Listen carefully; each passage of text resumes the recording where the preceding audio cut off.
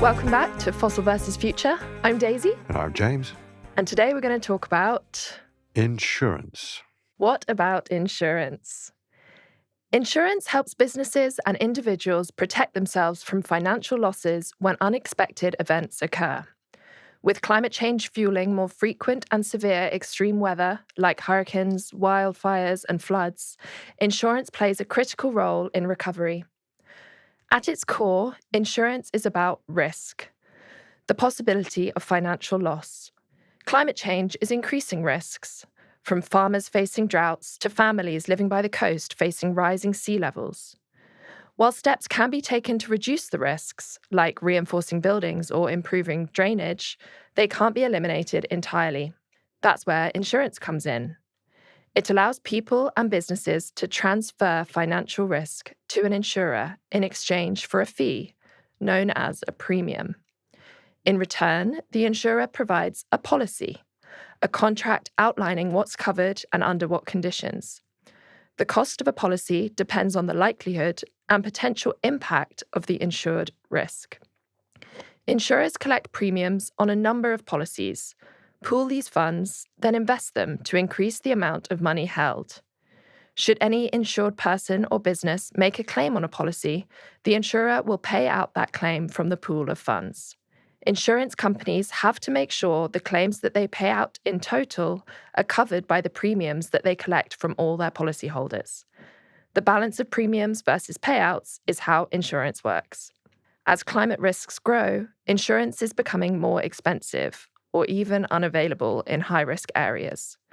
Before offering coverage, insurers assess risks through underwriting, evaluating how likely an event is, what precautions have been taken, and the potential financial impact. Insurance provides a crucial safety net in our warming world, but rising climate risks are challenging how we manage and price that protection. Insurance is also vital for capital markets and for most of the ordinary everyday financings that take place, mortgages, loans.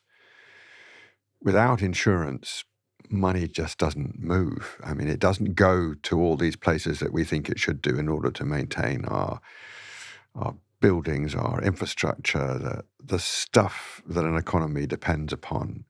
When you really look through all the different types of investment, they need insurance.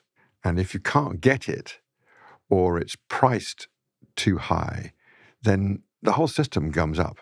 And we've had an extraordinary announcement, for want of a better word, this week from the CEO and the board of one of the largest insurance businesses, Allianz, the German now kind of multinational insurance business that people will be familiar with. It's a familiar name, and they're a powerful force in the whole of the global insurance market.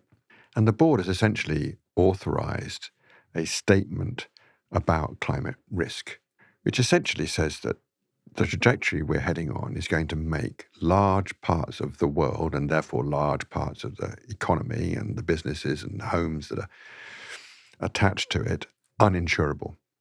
And if it is uninsurable, then the entirety of the capitalist system comes to a halt. It will destroy capitalism. That was the phrase, yeah. Mm-hmm.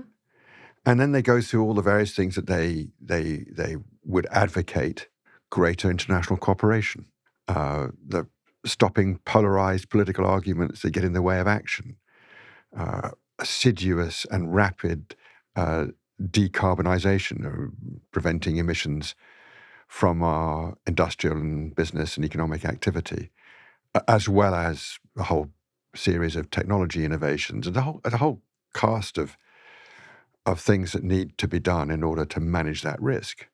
And, you can argue that it's self-serving, but self-serving in a way that clearly communicates to all of us that this vital part of our economy is declaring that there is massive risk to the entire system. And they make the point that this is not merely, although one shouldn't belittle it, this is not merely environmental risk. This is risk to the financial system. And it seems to me that that is the proper way for us to have the conversation, the intergenerational conversation about insurance.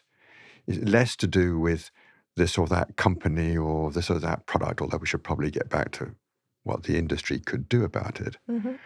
The fact that this vital element in the financial and therefore economic system upon which all other goods and services and economic values are created is at risk because of climate change or because of our failure to deal with the climate change problem.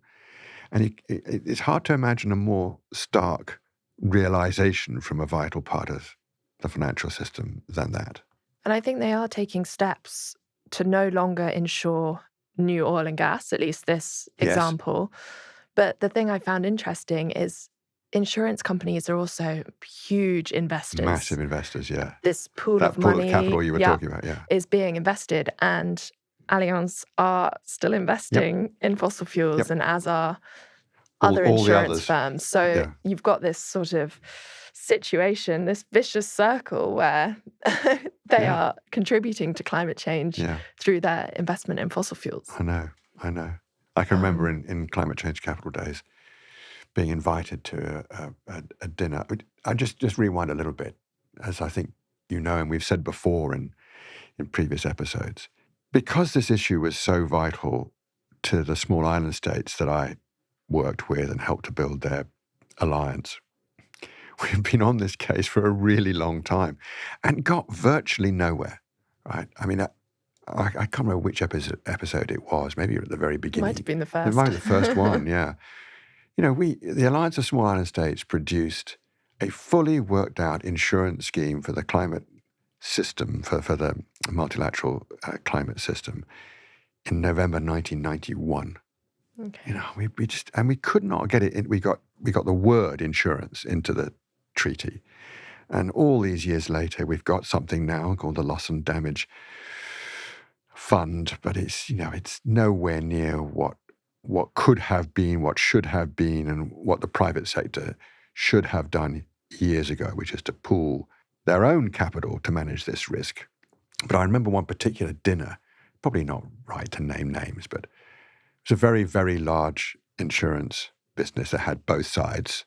You know, they're big investors as well as providers of insurance.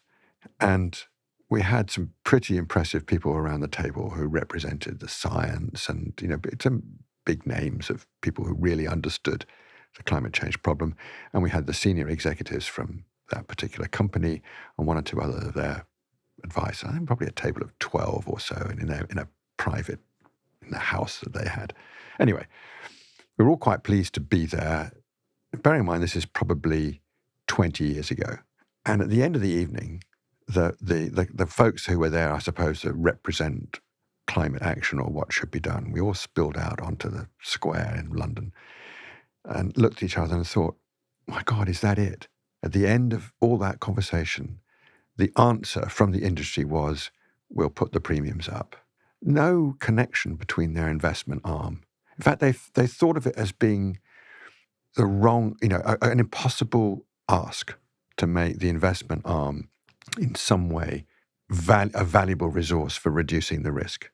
Wholly separate businesses. That's just for making sure we cover our liabilities.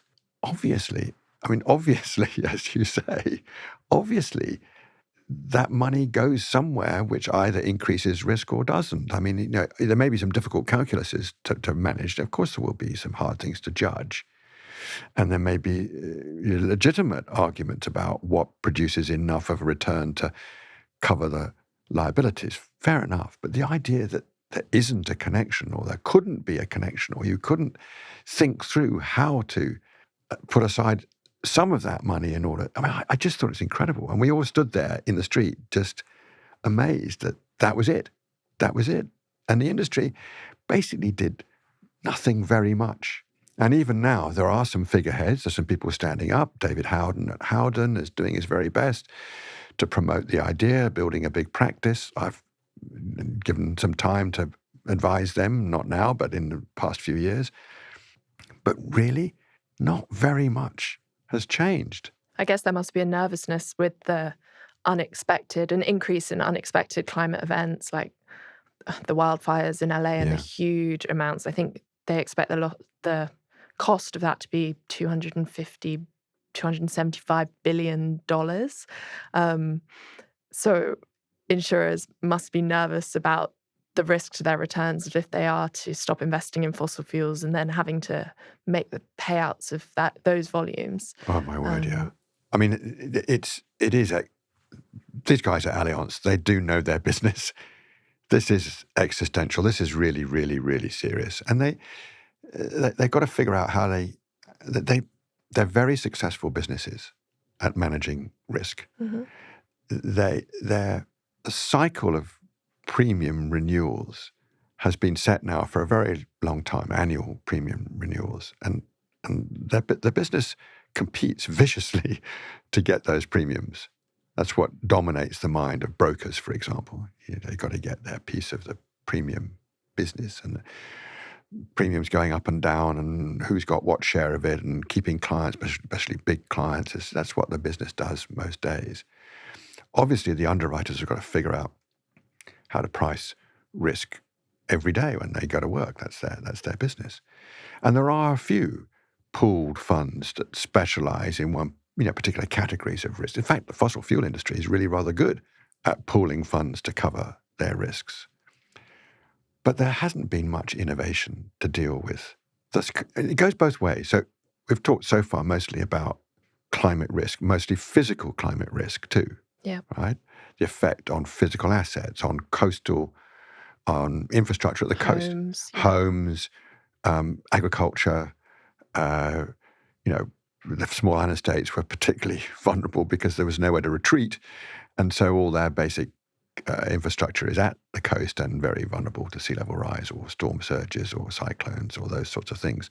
But pretty much every major city, almost all the great cities of the world, are at sea level or on a river or vulnerable to something physical, climate change related. But then there are other sorts of risks too that are associated with policies and transitions away from fossil fuels to something else. You can have risks that are associated with the guarantees that are provided for various fossil fuel businesses that might ultimately be vulnerable for stranded assets, for example. They feel a bit remote and a bit sort of marginal today, but that won't be the case in the future. But there's a whole other category that bothers me almost more, just because of years and years of talking about the one and not enough about the other, which is that it's changing the risk profile to make capital flow to where it's needed. So, we need a lot of money to go to emerging markets for the energy transition. And that cost of capital calculation is hard for mainstream investors to get over. They either don't understand the risk, or they don't like the level of risk, or they miscalculate the level of risk. But one way or another, not enough money moves into those growth markets for the energy transition that we need to deal with climate change. That's where I'd like to see some innovation in the insurance sector to figure out, okay, what do we do about that? How could we pool risk to make sure that capital flows more easily? What risks can we take away and share and distribute in the marketplace? Could we combine with public money, government money that wants to do something about moving capital in that direction? Multilateral development banks, albeit under huge pressure right now because of the change of administration in the US. But that's where I'd like to see some creativity in the insurance sector. How do we use insurance to buy down the cost of capital for the investments that we need in the innovation, in the infrastructure, in the ways in which we're going to deal with climate change? And I can't understand why that isn't seen as an attractive new growth market for the industry. And it disappoints me that we've been looking at this for years and years and years, and hardly any innovation has come forward. Partly, I think, because they do so well with the status quo. Right? They don't have enough interest to change the way they do business. And you would have thought governments would want to work with insurance companies now to figure these things out, because if things become uninsurable later, it's probably going to be governments that have to... Well, you're quite right. And it's what happens. So it's happening right now in California. And it will happen every time there is a cyclone or a flood or a fire at scale, where there's an awful lot of economic damage. and you start to find that there's a lot of uninsured. And of course, the more it happens, the more it happens. There are a lot of people at the coastal margins in the States, for example, are uninsured. Can't afford insurance. Right? So, and that's the States, let alone other parts of the world, right, are less wealthy. So what happens then? Well, their losses are socialized. California is really interesting right now. We need to watch this, see how this unfolds. Right? So the numbers are huge, right? Big losses. A lot of those people who lost their homes, even the very wealthy, are not insured. Getting insurance now is really hard. But before you get to that next stage, the state, California, picks up a lot of those losses, but also the industry has mechanisms for distributing the losses. So even if you sensibly decided as an insurance company, I'm not going to cover that risk because you're in a fire zone in California, I'm not going to cover it. The industry is now socializing those risks across all. So they're asking for a levy to cover the uninsured losses. That's a strange thing to happen in a capitalist economy. You've got the state as a backstop for a lot of the losses, but also the industry itself is having to spread the costs around other insurers. Why? Why would they? Well, it's just an agreement that they have. There's a system in place in California that, in a sense, allows insurance to be affordable and provides some caps to the cost. And the industry organizes around it. So in these circumstances, there's going to be, I think it might have already been announced, there's certainly going to be a levy on the whole industry to pay for the shortfall. So does that stop individuals, homeowners, from getting insurance if they know that there are these systems in place to I don't know whether it does. What's the moral hazard there? Yeah, I don't know. I don't know enough about it.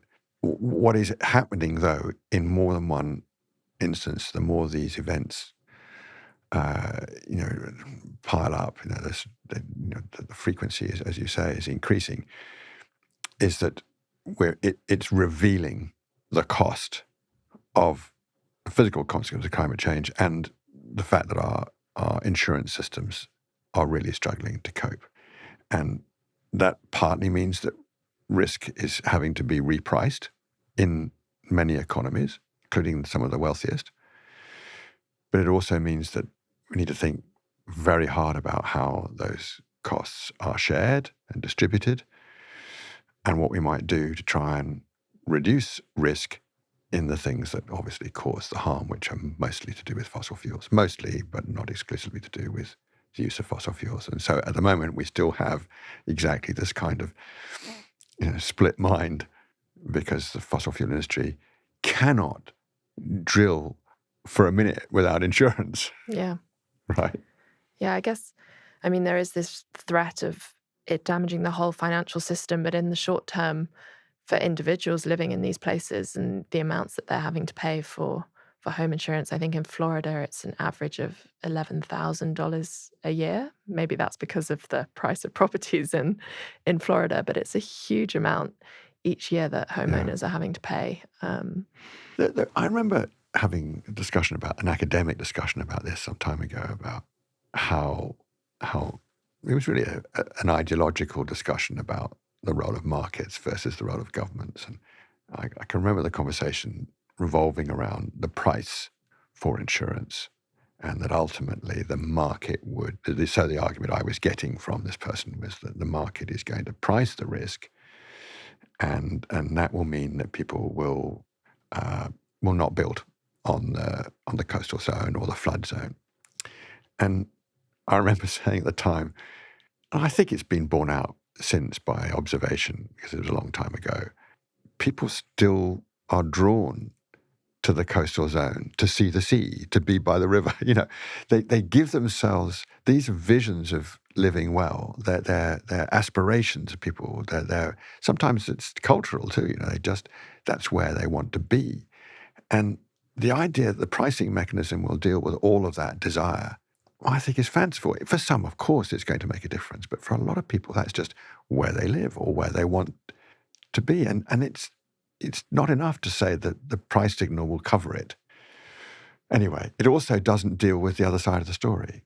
There may be a price signal that says, don't purchase this property in a flood zone. But that price signal doesn't go directly to don't produce the fossil fuels that...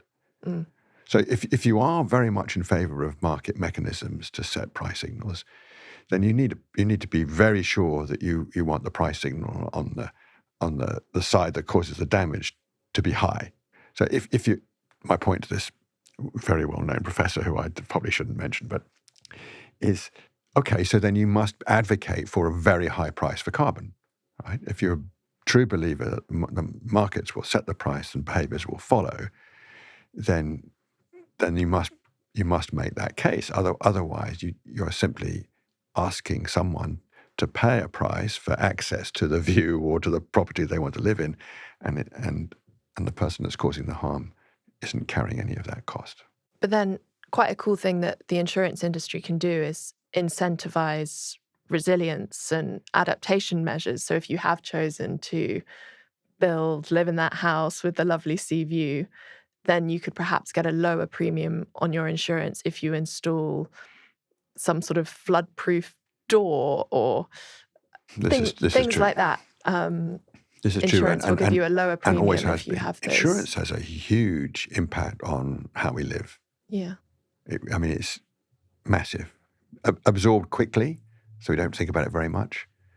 But, a fire in a big city, the famous one is the San Francisco fire that pretty much destroyed the city. That changed the way cities were built ever after fire escapes, and a whole series of regulations about how you build, where you build, what you do to enable people to get out of a building fast. Insurance makes a difference to how we live, the physical structures we live in, the relationships we have, the way things are made. You can see it with pretty much everything. Cars would be a classic example. But you're right, yeah. Insurance can be a really strong force for good, for behavioral change, for affecting decisions that people make and creating markets and the solutions. That's really what I'd like. Things like nature-based solutions that are sometimes hard to find funding for. Perhaps insurance can be a way to incentivize those. Yeah. I think that's a particularly good one, actually. How do you create value for nature? We've had that discussion. Mm-hmm. How would you create value in what would be a very long-term investment in the maintenance of a forest or the restoration of land that need, like peatland, for example, where to get the real environmental benefit, you've got to be doing that for decades. Right? Now, maybe that's an incentive for doing that via public policy, a carbon price or a biodiversity credit or something associated with water conservation or something where the government has decided we want that to be rewarded, so we're going to give an incentive. But the private person that's doing that or the company that is doing it, they may not be around in 100 years' time. So the two institutions that are likely to be are the state and the insurance market. And so to give confidence that you can build value, you can create natural capital over time, insurance can do that. And it's just beginning. There are signs. There are products emerging that are designed to make investment in a carbon-based project more reliable, dependable, and take some risk away, particularly the kind of risks that we know are very problematic when people miscalculate or mislead. So insurance can be very valuable in shoring up a market and making sure that standards are properly applied and that credibility and the things that can build trust are established in a new marketplace, right? So yeah, I do really see massive role for insurance in the transformation that we need. I just like them to have started a bit earlier. There was a wildfire product a few weeks ago where the insurance company is incentivizing sustainable management of the forest, because by sustainably managing the forest, thinning the tree or something, you can reduce the risk of the wildfire spreading. And so the insurance the premium on the insurance was lower as a result of those sustainable management. And there are things called parametric insurance, which I'm a big fan of, because that was actually what we were tried to do all those years ago with the small island states in the climate negotiations, is to have parametric insurance triggers. When this happens, a payout happens immediately. And it's related to the magnitude of that event. Exactly. So pre-negotiated, if this, then that. And it's particularly important for the rapid recovery of a place. It's got as much a development angle as a environment angle. Getting a community back on its feet quickly because it has access to funding to rebuild. Everyone who does development work knows, or certainly humanitarian development knows, when you've got to get in fast. You've got to re-establish communities quickly. You've got to, otherwise you have. And that's because it's just been pre-agreed in advance. Yes, exactly. Okay. So you don't have to go through, months, years of claim fighting. Okay. But the other thing about some of those parametric insurance products, some of the early experiments to try and cover risk in more than one way, some part of the cost of the product, the insurance product, is allocated to prevention.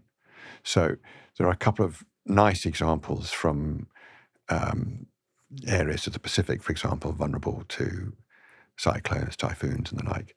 I recall seeing one in the Philippines, one in Hawaii, where there was an agreement with a humanitarian organization like the Red Cross to be able to get access to that money to intervene quickly after an event, save lives, and help with the restoration. They know what to do if they get in there fast, but they need funding for it. But equally, some money was given to local NGOs to build up the mangrove areas at the coastal margins, because we know that mangroves are fantastically good sort of natural absorbers of storm surges. So planting mangroves they won't stop the storm surge, but they'll limit some of the damage from it. Mm. And so that's smart. Yeah. Those are clever, thoughtful innovations in the marketplace. And I'd like to see more of those, and at larger scale. And that gives an appreciation too of the natural capital point, right? If you, in a way, it's a sort of revenue stream that you could count if you wanted to restore a natural system to provide. And after, do you remember the tropical storm Sandy that hit New York, which was quite dramatic and led to some pretty severe flooding of the subway system and the like. Oh, yeah. One of the ways New York built up its protection was to use natural barriers, seagrasses and to make sure that the island itself had more protection. In particular, some of the underground infrastructure was given more protection by building up natural sort of hard barriers that came from natural planting. So there's clearly things we can do to help reduce the cost of a claim, even where there is a parametric trigger to the payment. The chances are that if you've done a bit of preparation, you've thought about it, and you've invested in the prevention, then that cost comes down in the marketplace. Especially if you think of it, go one stage back, there are investors in the marketplace too. There are people who risk capital in trying to manage the difference between the value of the claim and the premium. So obviously the insurance market's got powerful investors behind it. So if you could do something to limit their exposure, that's surely a good thing for the marketplace as a whole. I guess the other type of insurance is health insurance and life insurance, with increasing heat waves and the health damages of climate change and what impact that will have on the industry. Yeah. Not often talked about in this context, but directly relevant, especially when you see climate change affecting the spread of diseases, tropical diseases that have been in the tropics but suddenly traveling north, partly because there might be a parasite or a fungus or something unfamiliar to a population that suddenly becomes part of their environment because of climate change. And we are seeing that. That's something that has to factor into the kind of insurance you describe, health insurance, public health insurance, but also private. Yeah, I wonder how much attention is being paid to that. No, yeah, I haven't read. I haven't read much about that, but it's obviously relevant, and it's a big pool of capital covering that range of risks. Must surely have altered. Must surely have shifted. And you're right. Also, the heat. You know, the more we do research into extreme heat, the more obvious it is that that's going to be a significant problem. Right now, it feels like it happens somewhere else, and it's periodic. You hear about it because it's unusual. But there are quite a lot of days now. I think there was an event in India quite recently looking at extreme heat, organised by some foundations, including the Kempka Foundation. That's how I got to know about it.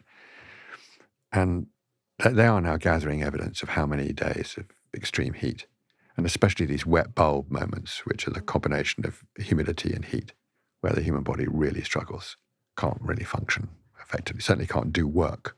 So that's a new element, I think. And I wonder how much that features in insurance contracts. I very much doubt it. I don't think it's something that necessarily will be drawn attention to. Depending on where you live. Yeah, or something. exactly. I haven't really thought through that. But the angle, actually, funny enough, I have thought about it, and it does overlap with insurance and does require some further study. So, I'm chairman of the Professional Cricketers Association. Well, cricket is now a genuinely global game, and there are players playing in these conditions. Right now, the Indian Premier League is going on. There will be some games played in really quite extreme heat, and that's the same for all players. But I have a particular interest in those who are registered professionals in this country, men and women. That would be a real challenge to a young professional cricketer playing in a very high-pressure tournament, big audience, in 40-something degrees with high humidity. That is really going to put a lot of stress on their body, but also on their performance. Right? We all know that at these levels of heat, stress, performance levels are going to go down, concentration goes down, people make more mistakes. So, that's a livelihood there, and they're going to put their bodies in very difficult situations, and there will be nothing in their contracts that relate to that. No. There's nothing in the playing terms. We come off when it rains. We break at various stages during the day for rests of one kind or another. But it doesn't say if it's over this degrees. They're starting to do it in Australia. Okay. There's a bit more awareness and discussion, including Pat Cummins, the captain of the Australian cricket side, has taken some risk, I think, by raising the climate change issue. And they're starting to have some changes. Australia was very good at understanding skin cancer and making sure that kids are out all day playing sport. They had hats and put sun cream on and stuff like that. So that kind of consciousness is there. But yeah, the insurance angle, Professional Cricketers Association, one of the things that we do for the players is insurance. Yeah. Who knows? To-do list. Yeah. So there is this general feeling that the insurance industry do recognise climate risk, and they do rank climate change, I think, as the highest risk to the industry, and have done for a few years now. But what are they advocating that is done about it? They're still investing in fossil fuels themselves.